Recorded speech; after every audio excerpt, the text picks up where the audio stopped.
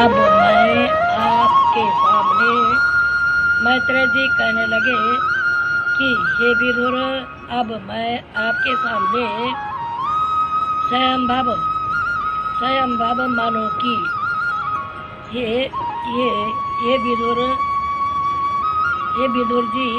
विदुर मैत्रेय जी कहने लगे कि हे विदुर, अब मैं स्वयंभव मानो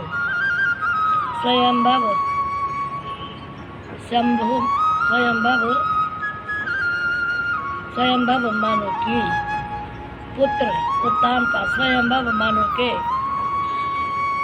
मैत्रेय जी कहने लगे कि हे विदुर, अब मैं आपके सामने स्वयंभव मानु के पुत्र उत्तानपाद वंश का हाल सुनाता हूँ। यद्यपि उत्तानपाद के बड़े भाई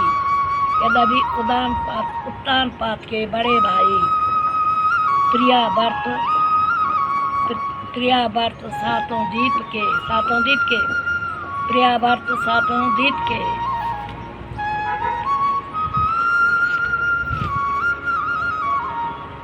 द्वीप के राजा थे, परंतु तो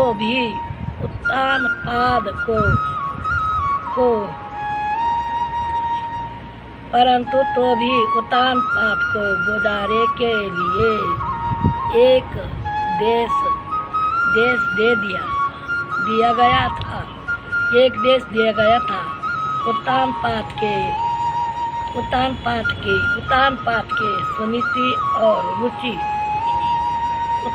के सुनीति नामक दो स्त्रियां थी।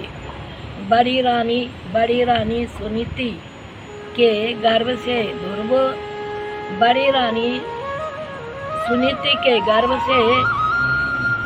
से ध्रुव और छोटी रानी सुरुचि के गर्भ से उत्तम पैदा हुआ था। राजा अपनी छोटी रानी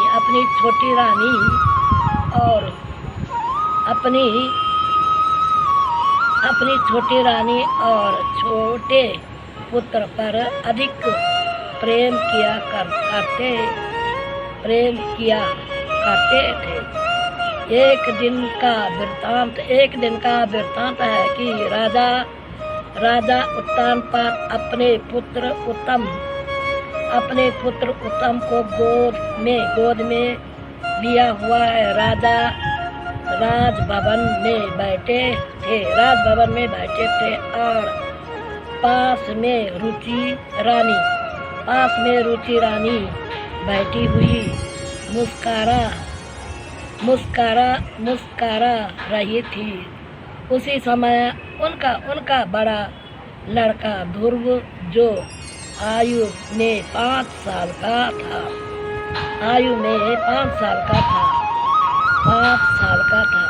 और सुनीति रानी का पुत्र था, आ गया। जब उसने उत्तानपाद को अपने पिता की गोद में देखते हुए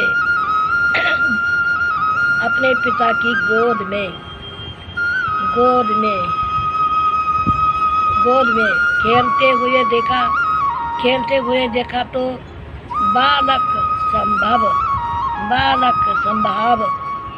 स्वभाव से स्वयं भी उछल कर अपने पिता की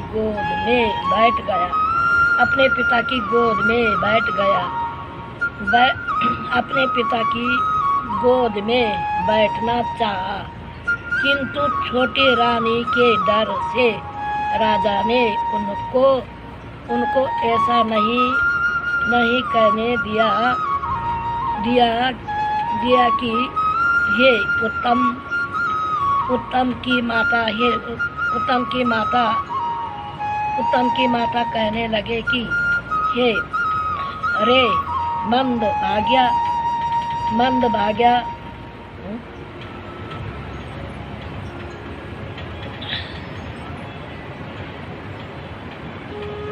बड़ा लड़का ध्रुव, जो आयु में 5 साल का था और सुनीति रानी का पुत्र था, वो आ गया। जब उसने उत्तम को अपने पिता की गोद में खेलते हुए देखा तो बालक स्वभाव से स्वयं भी उछल कर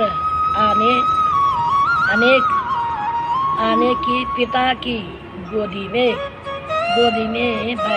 बैठना चाहा, किंतु छोटी रानी के डर से राजा ने उसको ऐसा नहीं कहने दिया कि यहाँ देख उत्तम की माता कहने लगी कि अरे मंद भाग्या, तुझे राजा की गोदी में बैठते हुए तनिक भी लज्जा नहीं आई। यदि तुम्हें राजा की गोद में बैठकर उत्तम की तरह आनंद लूटना था तो पूर्व जन्म में पुण्य व परमेश्वर का भजन कर मेरे गर्भ से जन्म लेना था।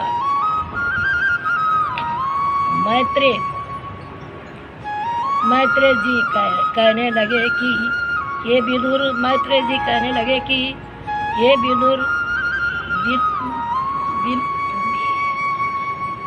ये विदुर भी माता के यहाँ बच्चन ध्रुव के तन में तीर की तरह लगकर कलेजे को पार कर गए, परंतु इससे भी अधिक दुख उसको तब हुआ जबकि उसके पिता ने अपने मुख से प्यार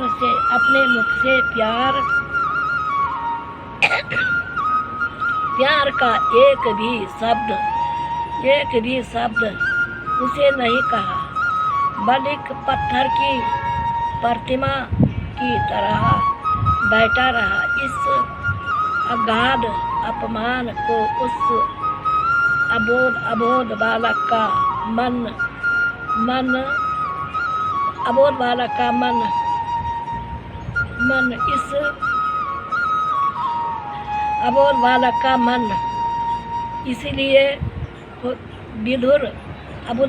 मन इसलिए वह विदुर आंखों से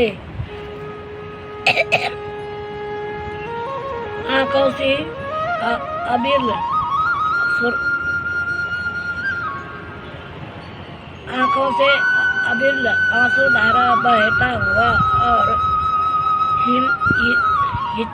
हिचक लेता हुआ वहाँ अपनी माता के पास आ गया। हे विदुर, इस प्रकार अपने प्यारे पुत्र को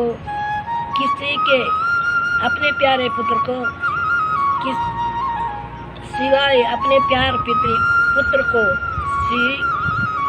सिवाय देते हुए देखकर सुनीति का कलेजा टुक हो गया और उसने झटपट अपनी गोद में बैठाकर और मुख चूमकर आंसू बहाते हुए कहा हे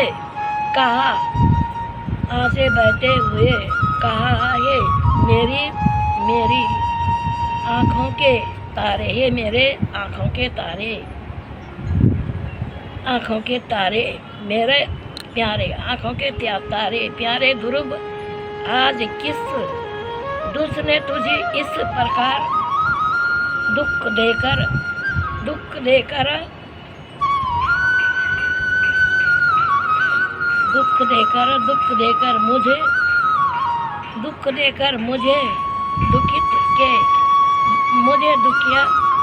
मुझे दुखिया के मन को दुखाया है।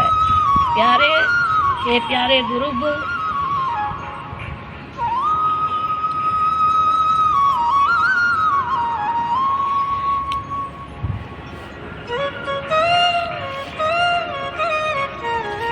हे प्यारे ध्रुव,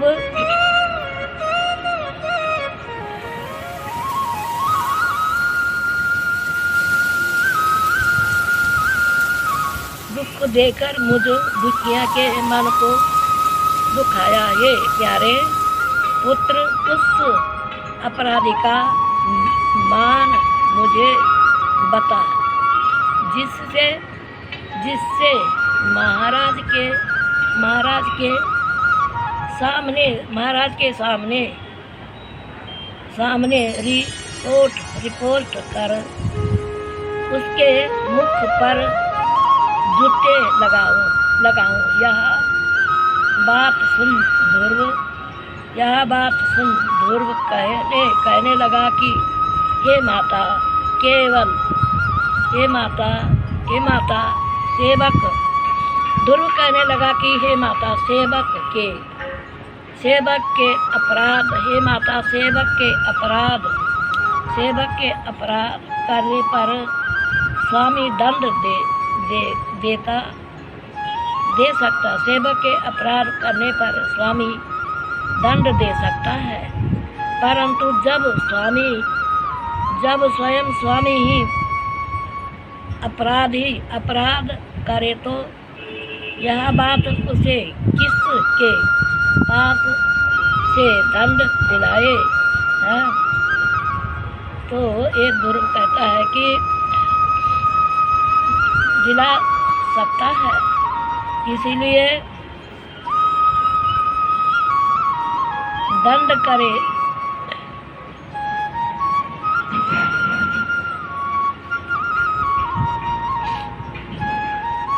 दंड दिलाए भूप से। ध्रुव का दुआ है जी, सुन लो। 5 साल का बच्चा, बच्चों तुम तो 20-20 साल के हो गए, तुम क्यों नहीं करते कुछ ज्ञान? ये देखो कैसा लिखा उसने, 5 साल का बच्चा। दुआ है, दंड दिलाए भूप से करे प्रजा अपराध, जब अन्यायी आप ही निरपो कहे दिलाए साथ। ध्रुव जी का दुआ है। मैत्रेय जी कहने लगे कि ये विदुर, तत्पश्चात कुछ धीर धर के ध्रुव ने अपनी माता के सामने राजा की गोद में बैठने का राजा की गोद में बैठना मूसे का ताना देकर राजा का कुछ नहीं बोलना। यदि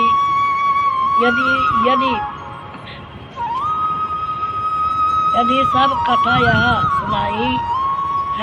सुनाई है। ये विदुर ध्रुव की यह बात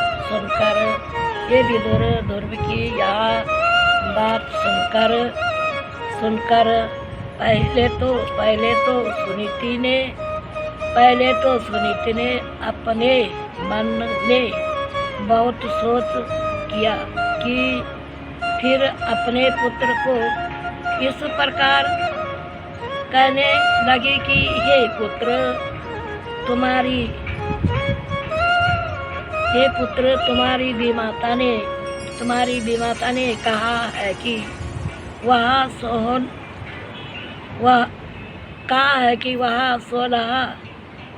16 आने पर सत्य, और यद्यपि मैं निर्भाग्नि हूँ और मेरे गर्भ से पैदा होने पर तू भी मंदभागी ही है, तथा इसलिए तू धैर्यधर। ये पुत्र धैर्यधर। राजा मुझ दासी से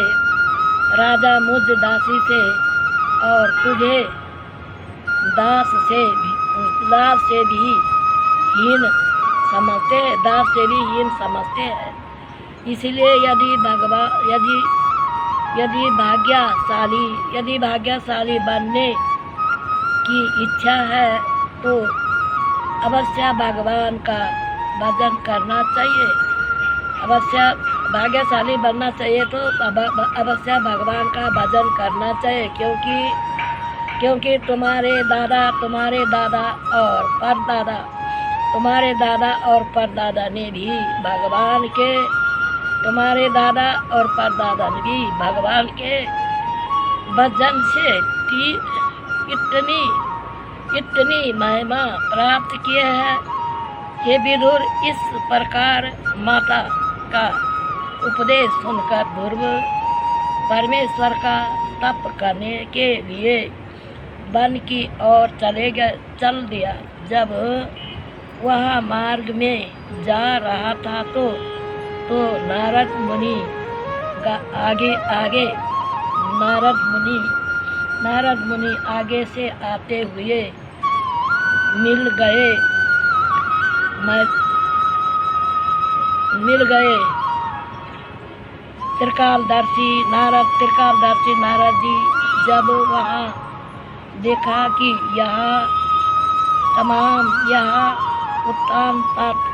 यह उत्तानपाद का लड़का विदुर है, अपनी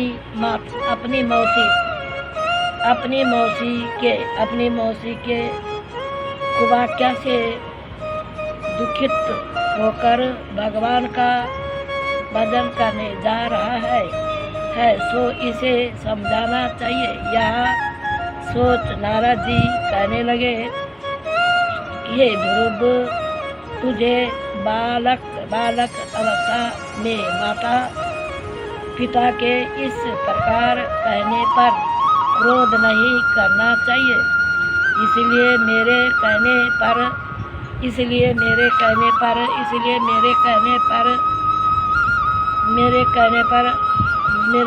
पर चलो, मैं तेरे पिता को समझा दूंगा, और यदि